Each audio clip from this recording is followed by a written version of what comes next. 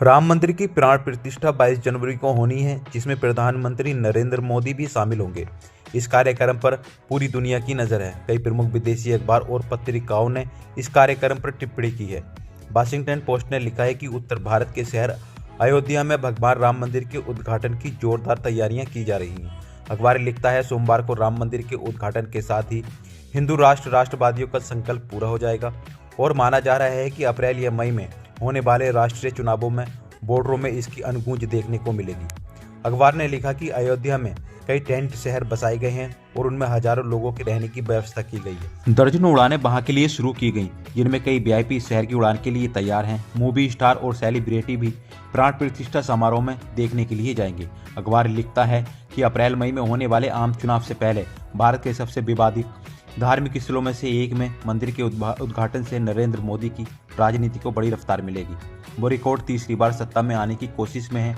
वो हिंदुओं को अपनी ओर आकर्षित करने की कोशिश में है, जो भारत की आबादी का 80% है।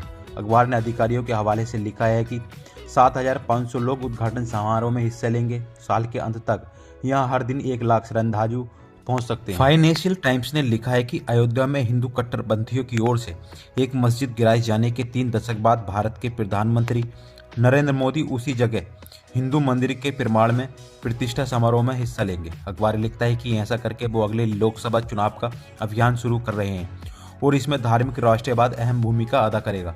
अखबार लिखता है कि उस मंदिर का निर्माण कार्य पूरा करने के लिए 4500 श्रमिक दिन रात काम कर रहे हैं। अखबार ने लिखा है कि विशेषज्ञों का कहना है कि एक बार बन जाने के बाद मंदिर इंदिरा गांधी के आग्रह दोहराऊंगा, सबसे ताकतवर नेता नरेंद्र मोदी राम मंदिर में विरासत हो जाएगा। अखबार ने लिखा है कि प्रधानमंत्री नरेंद्र मोदी पर एक किताब के लेखन नीलंजन कहते हैं कि मोदी अयोध्या को हिंदुत्व का वेटिकन बनाना चाहते हैं। वो कहते हैं कि इतिहास के महत्वपूर्ण व्यक्ति होने की हमेशा से उनकी इच्छा रही है। वो चाहते हैं कि भविष्य में उनके बारे में दूसरे राष्ट्रीय महापुरुषों जैसे ही श्रद्धा से बात हो। द इकोनॉमिस्ट ने अयोध्या में राम मंदिर की प्राण प्रतिष्ठा की तैयारियों पर टिप्पणी करते हुए लिखा है कि बीजेपी हिंदुत्व के आधार पर एक राष्ट्रीय पहचान बनाना चाहती है।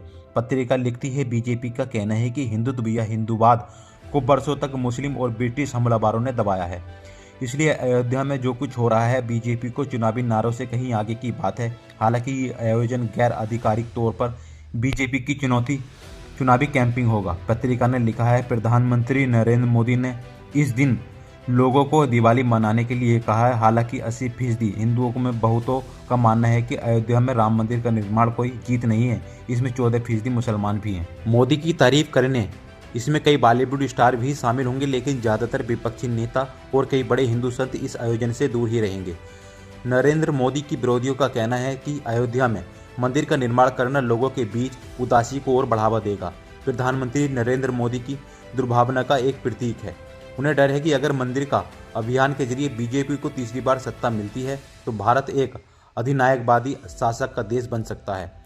पत्रिका ने लिखा है, लेकिन सिर्फ अयोध्या ही एकमात्र परियोजना नहीं है जिस पर बीजेपी गर्व करती है। वो लगभग 9.6 अरब डॉलर की परियोजना के जरिए अयोध्या के आसपास की अर्थव्यवस्था को रफ्तार देने का दावा करती है। इसे एक टूरिस्ट हॉटस्पॉट में बदलने का अभियान पूरे जोरों पर है।